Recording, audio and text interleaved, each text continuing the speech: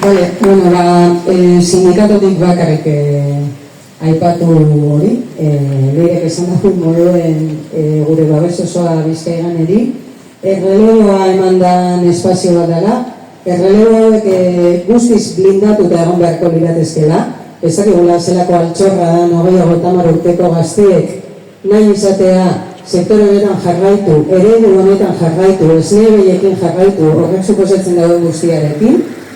Berrezen gara esaten Bizkaiganerenak direla horrek eraikinak eta eskubide batzuk bekiezela. Esaten dugu bebai, gazte hauen lekuak kortan dauela eta ez epaitegietan. Gatazka bezala barria, urtiek eta urtiek daroagun gatazka bat dela, eta ja nahikoa dela. Kantzeta gauzela dan horia, eta akordio batera aldu behar garela behin betiko, eta ez epaitegietan.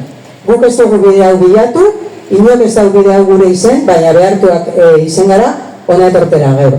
Eta barriro dinot, gaztiek sektorenetan egotea nahitaezkoa da, estrategikoa da Bizkaigane referente bat izen da, eta hemen gazte batzuk dago apostu bat egiten datorren 40 urteetarako. Eta hori, ez badugu lertzen, zelako altxorra eta zer dan, eta zela beza behar dauen, zelako gizartea dekogun guk ba. Eta horregaitik, berriro deialdi bat, akordio batetara heltzeko, behin betiko, amaitzeko behingoz gatazka zahar honekin ja, eta gure babes osoa Bizkaiganeri eta bide lagun izango garela, eta Bizkaigane aurrera, Bizkaigane aurrera!